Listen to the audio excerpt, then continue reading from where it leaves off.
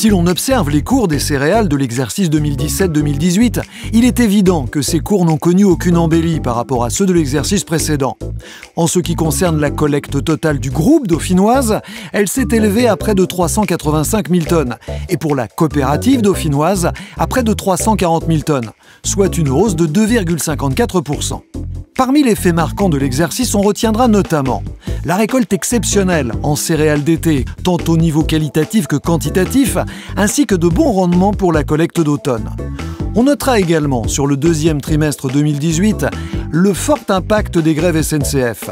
Conséquence, notre stock de fin d'exercice est monté à 78 000 tonnes contre 49 000 tonnes l'exercice précédent.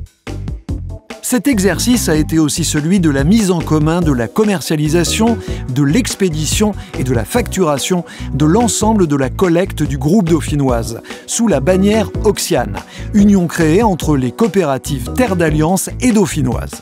Dès la première année, cette mise en commun a permis, entre autres, d'optimiser le plan de collecte et de gagner en coût de fonctionnement, tant pour les économies d'énergie que pour le taux de remplissage des silos.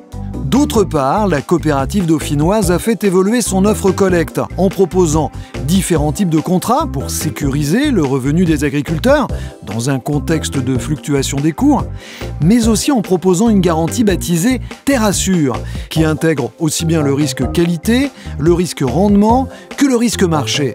Cette garantie est un véritable filet de sécurité qui permet à chaque agriculteur de couvrir à minima ses coûts de production. L'ensemble de ces offres est accessible à tous les adhérents, à partir du module Épimarché, ouvert dans le tout nouvel extranet dauphinoise. Dans le cadre du projet d'entreprise Cap Avenir 2020, le développement des filières s'est poursuivi. Au titre de la récolte 2017, ce sont plus de 100 000 tonnes, soit 30% des volumes collectés, qui ont été commercialisés en filière, ce qui a représenté une valorisation supplémentaire de 2 millions d'euros à destination des adhérents de la coopérative. La répartition des ventes de grains en volume est la suivante. 30% en filière végétale, 20% en aliments du bétail, 20% commercialisés sur le marché français et 30% des volumes à l'export. 50% des volumes ont été sécurisés par les filières végétales et animales du groupe dauphinoise et notre besoin d'exporter est passé de 50% en 2014 à 30% aujourd'hui. Après ce bilan, intéressons-nous aux perspectives 2018-2019. Les consommateurs souhaitent accéder à une alimentation saine et pérenne. Et ils sont de plus en plus attentifs aux aspects santé, environnement, terroir et proximité. Conscient de ces attentes sociétales fortes, la coopérative dauphinoise va donc poursuivre sa politique de développement de filières de qualité et à valeur ajoutée pour les agriculteurs. 2018 verra donc la concrétisation de plusieurs partenariats avec Carrefour pour la filière épeautre, avec Agro Mousquetaire pour la filière blé CRC HVE, culture raisonnée certifiée à haute valeur environnementale, sans oublier le partenariat avec Alpina Savoie pour la filière blé dur. Nous retiendrons par ailleurs les premières productions de lentilles, pois chiches, soja et sarrasin pour des débouchés en alimentation humaine.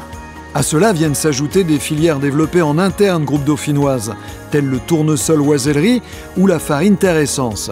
Ces filières permettent de valoriser via nos magasins gamme vert une partie des productions des adhérents de la coopérative.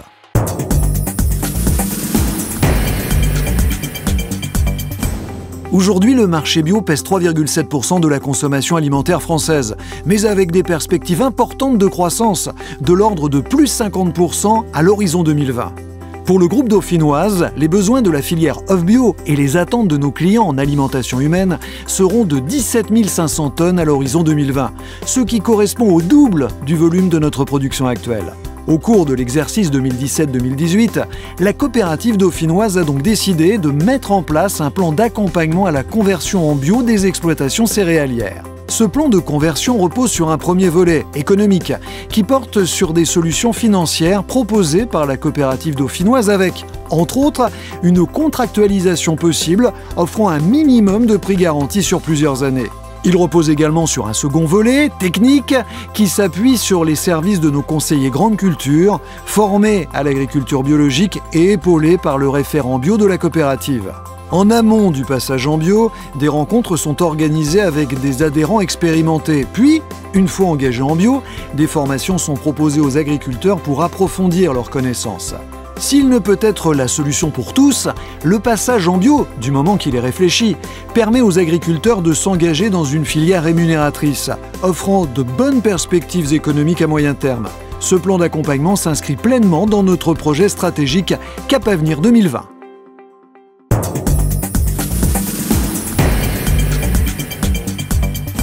Le total des surfaces développées par la coopérative dauphinoise en production de semences s'est élevé à 5 615 hectares, toutes espèces confondues. Ce plan de production de semences s'est réparti entre diverses productions. 2 375 hectares en semences de céréales à paille, avec un net développement des semences bio et des variétés comme les blés de force et les variétés anciennes. 910 hectares en semences soja, avec un développement des variétés à usage alimentation humaine, dont le marché est demandeur. 160 hectares en semences de colza, confirmant l'intérêt pédoclimatique du territoire de notre coopérative pour produire ces semences puisque qualité et quantité ont été au rendez-vous. 670 hectares en semences de tournesol, en forte augmentation suite à la confiance retrouvée auprès de nos donneurs d'ordres historiques, mais également grâce à la signature de nouveaux contrats. Les bons résultats obtenus permettent de présager de nouveau une hausse des surfaces de la part de nos partenaires semenciers. 1300 hectares en semences de maïs, pour lesquels le plan d'action qualité, démarré en 2016, porte ses fruits. En effet, la récolte s'est terminée sur une base de 101,5% des objectifs semenciers en rendement, avec la confirmation d'une pureté variétale retrouvée. Et enfin, 200 hectares en semences fourragères, avec des niveaux très satisfaisants. En résumé, la saison semencière 2017-2018 peut être qualifiée d'excellente sur toutes les espèces produites par nos adhérents multiplicateurs. Un mot enfin sur les outils industriels. Nos stations de semences de Beaurepaire et de la Côte-Saint-André s'affirment comme des outils performants, permettant d'allier réactivité et qualité. En effet, le très bon score obtenu en commercialisation des semences de céréales à paille est le fruit de possibilités multiples offertes par nos lignes de triage et de conditionnement disponibles. Pour ce qui concerne spécifiquement la station de la Côte-Saint-André, elle a permis sur cet exercice de réaliser la prise en charge de 330 hectares de maïs semences pour des intervenants extérieurs, depuis la réception, l'effeuillage, le séchage jusqu'au calibrage. Cet outil a répondu également à des demandes de nos semenciers en matière de traitement et de conditionnement de doses de maïs au-delà de notre propre plan de production.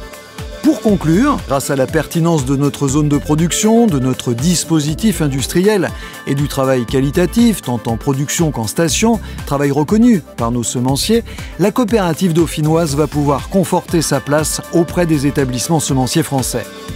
Tous ces atouts viennent renforcer les objectifs fixés dans notre projet d'entreprise Cap Avenir 2020.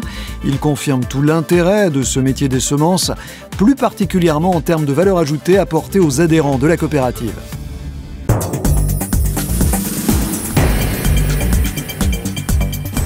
En tabac, la surface totale a été de 86 hectares, dont 77,3 en tabac burlé, avec 44 producteurs, et 8,76 en tabac Virginie, avec 4 producteurs. En plantes aromatiques, la surface de production a été de 24,88 hectares, dont 13,15 en mélisse, avec 5 producteurs, 9 en menthe, avec 3 producteurs, et persicaire, 2,65 hectares, avec 3 producteurs. A noter que 50 tonnes de persicaire ont été traitées sur le site pilote installé à Beaurepaire. Concernant les productions de tabac, le tabac burlé, comme le Virginie, variété cultivée sur notre territoire, intéresse les grands manufacturiers mondiaux, car la France produit un tabac de qualité grâce à sa filière organisée, à sa traçabilité, à sa capacité à s'adapter aux évolutions du marché. Cette production à haute valeur ajoutée est historique sur nos territoires et offre de véritables perspectives pour les agriculteurs. La coopérative dauphinoise reste mobilisée pour accompagner le développement de la filière à travers la modernisation et le renouvellement d'ateliers de production.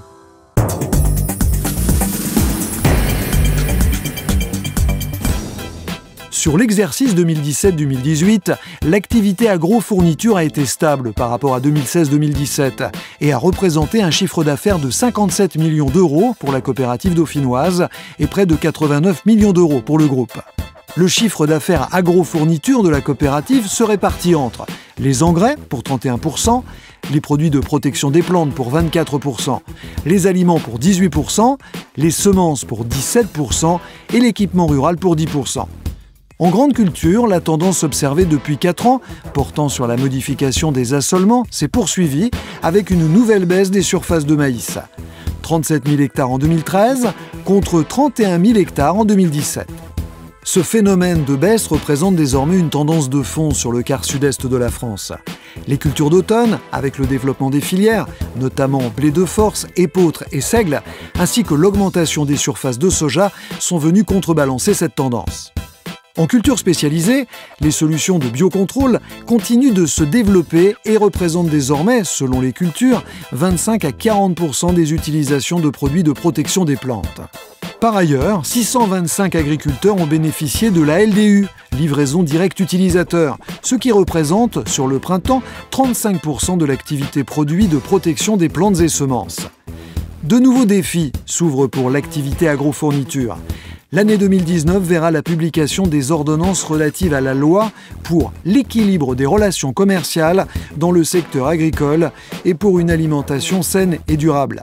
Concrétisation des travaux menés dans le cadre des États généraux de l'alimentation. Le défi majeur pour les entreprises sera de repenser complètement leur modèle de distribution des produits de protection des plantes, notamment en termes de séparation des activités de vente et de conseil. En aliments, ce sont plus de 54 000 tonnes qui ont été commercialisées auprès des éleveurs ruminants du groupe dauphinoise, dont 31 000 tonnes au sein même de la coopérative. Cette commercialisation se répartit de la manière suivante: 32% en aliments ruminants, 5% en aliments hors ruminants, 9% en fourrage, 25% en matières premières, 9% en lait, minéraux et sel, 20% en céréales de consommation. En ce début de nouvel exercice 2018-2019, les éleveurs sont confrontés à une quasi-pénurie des matières premières, ainsi qu'à une hausse de leur prix en lien avec l'épisode sévère de sécheresse de cet été qui a, entre autres, affecté la production de fourrage. La coopérative dauphinoise, sensibilisée aux difficultés que crée cette situation de sécheresse, a mis en œuvre de nombreuses mesures pour soutenir les éleveurs, tant en termes de conseils techniques qu'en termes de solutions d'alimentation. L'ambition de la coopérative dauphinoise est de proposer à ses adhérents des modèles de production plus en adéquation avec les attentes sociétales en renforçant ses expertises et ses compétences autour de ses filières phares. Les grandes cultures, l'élevage, les cultures spécialisées avec la vigne, l'arboriculture et le maraîchage, ou encore le tabac et les plantes aromatiques.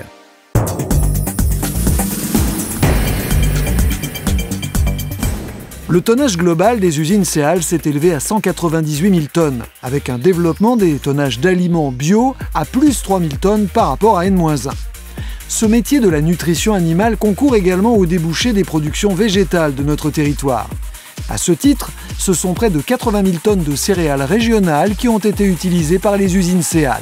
Dans le cadre du projet Cap Avenir 2020, la réalisation concrète du pôle animal a porté notamment sur le développement d'une filière tracée soja régionale liée à l'adhésion à Extrusel, outil de trituration coopératif régional pour transformer notre production de soja low-calp en huile et tourteau. L'ensemble des 3 sites de Céal représente plusieurs atouts. Elles sont pilotées et contrôlées selon le référentiel RCNA qui définit les bonnes pratiques de l'industrie de la nutrition animale en France. L'usine DNA, située à la Côte-Saint-André, est adossée à un site de stockage et de recentrage de céréales de la coopérative dauphinoise. Cette configuration permet à la fois de limiter l'impact carbone et de valoriser des matières premières locales. L'usine est équipée de nombreux silos de stockage vrac, permettant l'utilisation d'un large jeu de matières premières entrant dans la fabrication d'aliments du bétail. 70 cellules d'expédition de produits finis pour le vrac et une ligne d'ensachage et de palettisation en 5, 10, 25 kg et big bag d'1 tonne viennent compléter ce dispositif. Cet outil, très complet, permet ainsi de répondre à de multiples demandes du marché, Fabrication classique d'aliments du bétail, céréales aplaties, céréales broyées, mélange de céréales, mâche, matières premières en l'état, luzerne, tourteau, céréales conso, pulpe, etc. L'usine Aléo, située à Chabeuil, est spécialisée en production d'aliments bio. Cet outil, géré en partenariat avec les coopératives CDC et Val-Soleil, est neuf et opérationnel depuis 2016. Pour le groupe dauphinois, c'est la société Biocéal qui commercialise l'ensemble des aliments bio sous la marque Naturalim. L'usine SNA, Segui Nutrition Animale, située à Savas, est un outil spécialisé en production d'aliments pondeuses. Cet outil simple et très performant est en excellent état, productif et garant de la sécurité alimentaire. Il permet de répondre aux besoins de la filière œufs du quart sud-est de la France. Le pôle animal a de nombreux atouts qui doivent permettre de répondre aux nouvelles attentes sociétales, et en particulier par une implantation de ces usines dans une région riche en produits du terroir, sous signe de qualité, par des outils très modernes et sécurisés en termes de process, capables de répondre aux critères des cahiers des charges de l'aval, et par un adossement au groupe dauphinoise qui développe des filières animales et végétales spécifiques auprès des agriculteurs de son territoire. Autre atout, la mise en place d'une démarche de traçabilité de la production sur un support blockchain qui permettra d'informer le consommateur, de certifier les produits à chaque étape de la filière et d'en attester également la valeur éthique et environnementale.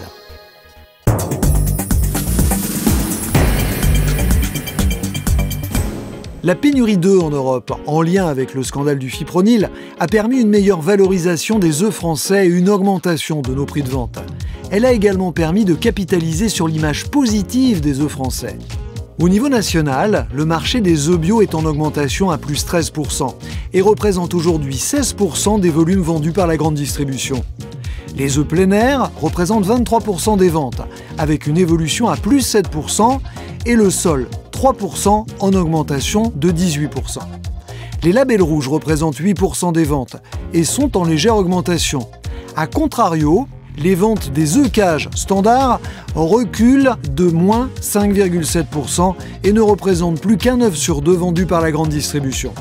Au global, la consommation d'œufs des ménages augmente et représente près de 50% du marché, avec une montée en puissance des marques. En effet, le consommateur est à la recherche de produits sous signe de qualité, respectant de plus en plus le bien-être animal. Dans ce contexte favorable, une des forces d'Envidœuf Sud-Est repose sur la performance de ces marques régionales fortes et très bien implantées dans notre grand bassin de consommation qui, rappelons-le, est le deuxième après l'Île-de-France. L'évolution des volumes d'œufs vendus sous nos marques est positive à plus 5%. Notre casserie Sokovo a aussi contribué à la bonne performance du pôle œufs avec une évolution à plus 4% grâce à une stratégie commerciale reposant sur des produits plus spécifiques et surtout en apportant toujours plus de services à ses clients.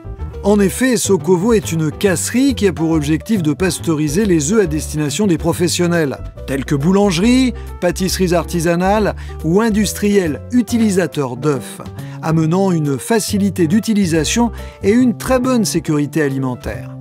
On observe également pour Sokovo une augmentation des produits sous signe de qualité comme le bio, le plein air et le sol.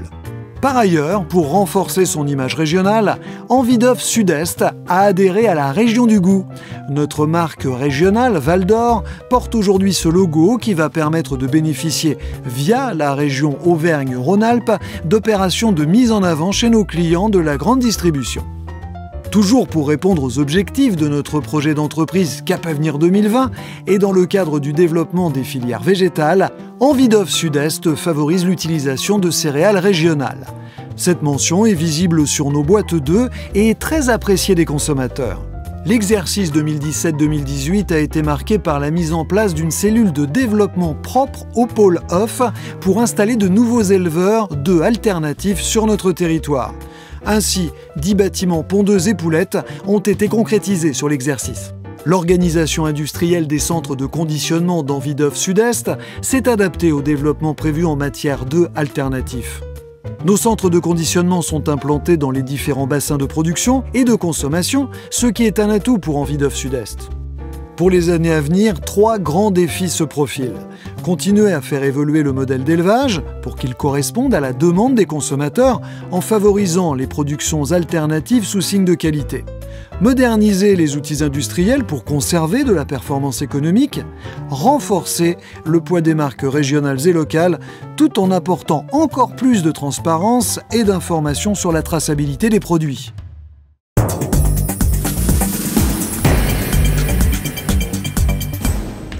On assiste depuis 5 ans à une grande stabilité du marché du jardin, conjuguée à la pression concurrentielle des grandes surfaces et d'Internet.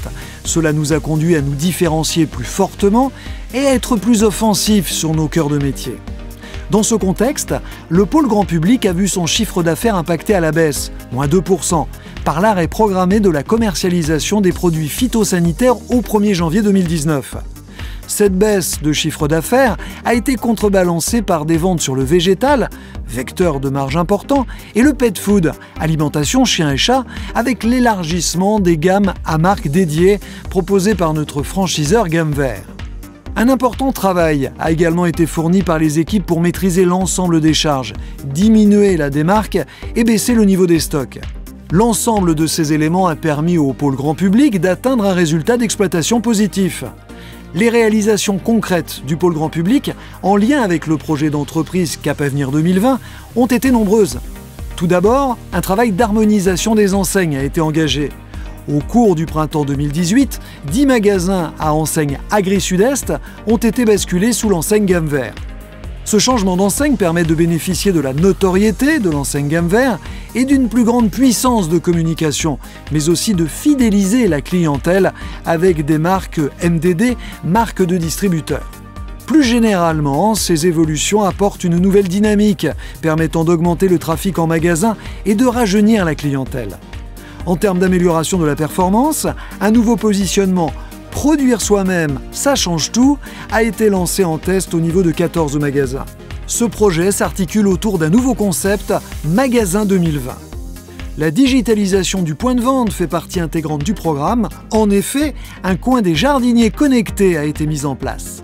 En parallèle, la digitalisation du pôle grand public s'est accentuée avec la mise en place de pages Facebook, gérées par les magasins, et de sites Google My Business, permettant de nous démarquer et d'attirer de nouveaux clients potentiels.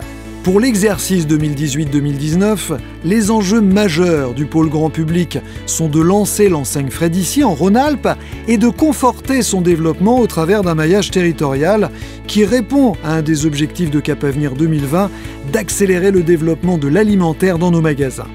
À travers l'univers Frais d'ici, il s'agit en particulier de mettre en place un nouveau canal de distribution de produits frais en circuit court, en privilégiant des produits alimentaires locaux et de qualité, créant de la proximité entre les producteurs et les clients. Dans les années à venir, le pôle grand public devra relever 2 défis majeurs. Réussir sa transition pédagogique vers le jardin responsable et pérenniser son modèle économique à travers de nouveaux équilibres entre le végétal, l'animalerie et l'alimentaire, sans oublier le digital. Pour y répondre, dans un commerce en pleine mutation, notre groupe doit renforcer l'attractivité de ses magasins, la fidélité de ses clients et valoriser ses avantages de proximité et d'expertise. En conclusion, le monde évolue à une grande vitesse. L'agriculture est plurielle et elle doit le rester. Car il n'y a pas un consommateur, mais des consommateurs. Pas un adhérent, mais des adhérents. Pas un client, mais des clients. Notre entreprise doit donc être réactive et évoluer en tenant compte de ces éléments. Notre projet d'entreprise Cap Avenir 2020 est le fil conducteur qui guide nos actions au quotidien pour nous aider à répondre à la mutation du monde agricole. Celui-ci démontre, au fil du temps, toute sa pertinence, tant pour les agriculteurs que pour l'entreprise. Nous sommes dans un moment de rupture où l'état d'esprit est important pour faire de chaque contrainte une opportunité. Le véritable enjeu pour notre groupe coopératif est de trouver le lien économique et humain entre nos adhérents et nos clients.